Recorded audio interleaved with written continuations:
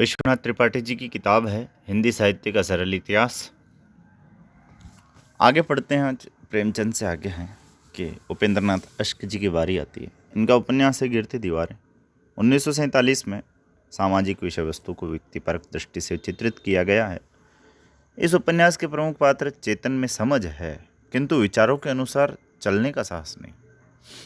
बहुत बड़ी बात है कि गिरती दीवारों में क्या है, कोई चेतन पात्र है, उसको समझ तो सारी है, लेकिन विचारों के अनुसार चलने का वो साहस नहीं कर पाता है। और इस मध्यवर्गीय द्वंद्व को रेखांकित करने से उपन्यास विश्वसनीय हो गया है। इस काल में साहित्यिक हास्य और व्यंग्य की छटा अमृतलाल नागर के दो उपन्यासों नवाबी मसनद और सेठ बांके मन में मिलती है। प्रसिद्ध हिंदी सेवी बाबू शिवपूजन सहाय ने देहाती दुनिया उपन्यास लिखा, जो वस्तुतः आंचलिक उपन्यासों का अग्रदूत है। तो सवाल आ जाता है कि भाई कथन किसका है जो वस्तुतः आंचलिक उपन्यासों का अग्रदूत है? तो ये विश्वनाथ त्रिपाठी जी का होगा। अब कहानी की बात कर लेते हैं। कहानी में तो आप जानते ही हैं कि वही अपने महामना पंडित चंद्रधर शर्मा गुलेरी जी, उसने कहा था नामक कहानी 1915 में प्रकाशित हुई। संवेदना और शिल्प की दृष्टि से तो कहानी बेजोड़ थी। 1916 में प्रेमचंद की कहानी पंच परमेश्वर प्रकाशित हुई। इस कहानी को अभूतपूर्व लोकप्रियता प्राप्त हुई और इस कहानी में कोई शिल्पगत चमत्कार नहीं, इसमें ग्रामीण जीवन, किसानों की सहृदयता और उनके काइयेपन का चित्रण और उनके आदर्श की स्थापना है। यह आदर्श गांधीवाद से जुड़ा है। पूरी कहानी में हमारे परिचित जीवन की आत्मीयता स्थापित है। कथा कहने का ढंग बिल्कुल सहज है। प्रेमचंद की कहानियाँ बहुत सहज ढंग से शुरू होती है और वे अपनी उठान में पंचतंत्र या जातकों की याद दिला देती है। और ये जहाँ तक पंच परमेश्वर है, जो 33, 35, 36, 37, 38, 40 वय प्राप्त कर चुके हैं, उनके ये 5वीं या 4थी क्लास में कहानी आ चुकी है। ये प्रेमचंद की कहानियों का संसार बहुत व्यापक एवं विविधतापूर्ण है। वह अपने काल के उत्तर भारत का शब्द रूप है। प्रेमचंद की दृष्टि निसंदेह वैज्ञानिक एवं प्रगतिशील है, किंतु वे अपनी कहानियों को जनमानस द्वारा अंगीकृत भी बना सकते हैं। ये उनकी निजी रचनात्मक सफलता है। उनकी प्रारंभिक कहानियों पर लोक वार्ताओं का प्रभाव है। यदि ये बात आए कि किन की कहानियों पर लोक वार्ताओं का प्रभाव है, तो ये प्रेमचंद जी, जैसे सारंगा सदावृक्ष, आत्माराम, दामुल का कैदी। दामुल का कैदी में तो कथानक गढ़ने में पुनर्जन्म का सहारा लिया गया है। कहानी की विधा जो यूरोप से आई थी, प्रेमचंद के हाथों ठेठ भारतीय बन गई। क्या बात लिखते हैं कि कहानी की विधा जो यूरोप से आई थी, प्रेमचंद के हाथों ठेठ भारतीय बन गई। उन्होंने उस विधा में भारतीय जीवन और उसका परस्पर विरोधी समकालीन यथार्थ एवं आदर्श और विकास सब घुला मिला दिया है। बैकग्राउंड में आपको डीजे के संगीत सुनाई दे सकता है।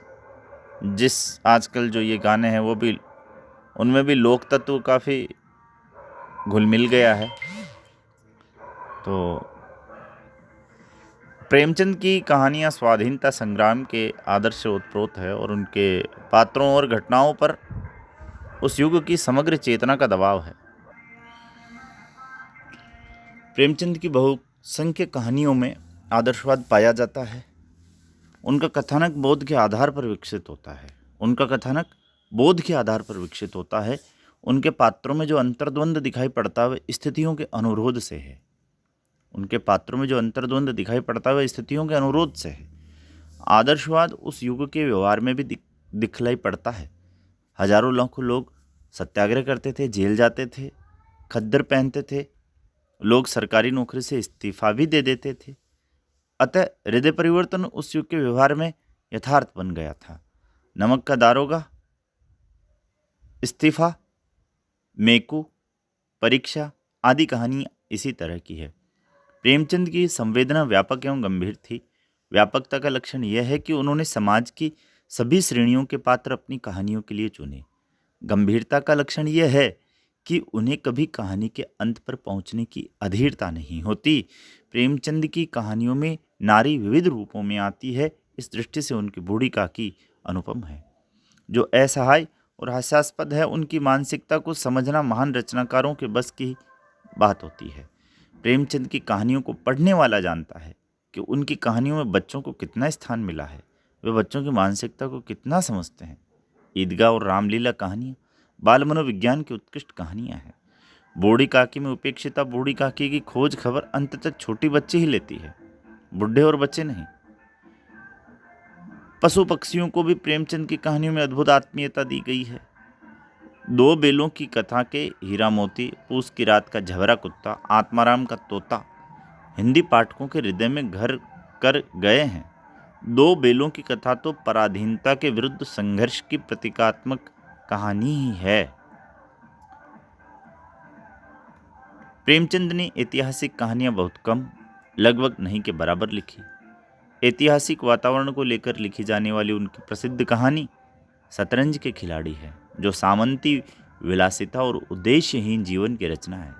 ये कहानी रक्त की शुद्धता के सामंती अहंकार पर चोट भी करता है। प्रेमचंद हिंदी के महान व्यंग्यकार भी हैं। वे असंगत स्थितियों को सहज तौर पर एक दूसरे के सामने रख देते हैं और व्यंग्य उत्पन्न हो जाता है। डॉक्टर रामविलास शर्मा ने उन्हें कबीर के बाद हिंदी का सबसे बड़ा व्यंग्यकार माना है। ये बड़े महत्वपूर्ण कथन है। डॉक्टर रामविलास शर्मा ने उन्हें कबीर के बाद हिंदी का सबसे बड़ा व्यंग्यकार माना है। उन्होंने कुछ कहानियों में व्यंग्यपूर्ण रेखाचित्र भी खींचे हैं, जो व्यंग्य के उत्कृष्ट उदाहरण तो नहीं है, लेकिन चोट भरपूर करते हैं, जैसे मोटे राम शास्त्री। कथा साहित्य में आधुनिकता का एक बहुत बड़ा लक्षण है कि अलौकिक शक्तियों, रूढ़ियों, मिथकों को अलग रखकर बोध के आधार पर प्रबंधत्व का गठन।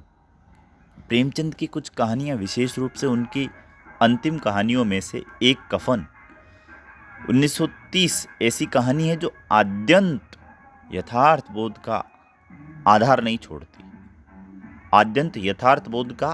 नहीं छोड़ती। उसमें स्थितियों की संघटना करने में निर्भयता बरती गई है। ऊपर से देखने पर घिसू व माधो कोप के भाजन बनते हैं, क्योंकि वह अमानवीय और स्वार्थी हैं। इसी भ्रम में कुछ लोगों ने उन्हें एब्सर्ड पात्र भी कहा है, लेकिन वे स्वयं पार्श्विक स्थितियों में पड़े हैं। पार्श्विक स्थितियों को झेलने वाले से समाज मानवीय व्यवहार की आशा करता है। ये कफन की सबसे बड़ी विडंबना है। पार्श्विक स्थितियों को झेलने वाले से समाज मानवीय व्यवहार की आशा करता है, ये कफन की सबसे बड़ी विडंबना है। इसी प्रकार की कहानी पूस की रात भी है। प्रेमचंद की कहानियों को निम्नलिखित श्रेणियों में बांट सकते हैं। लोक वार्ताओं का आश्रय लेकर चलने वाली कहानियाँ, सारंगा सदावृक्ष।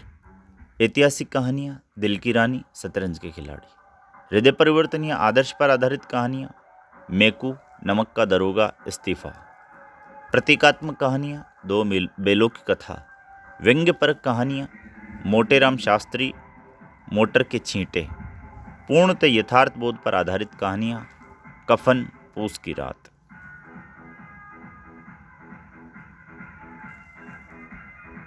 प्रेमचंद के समकालीन प्रसिद्ध छायावादी कवि जयशंकर प्रसाद ने रोमानी सामाजिक और चरित्र प्रधान कहानियां लिखी है।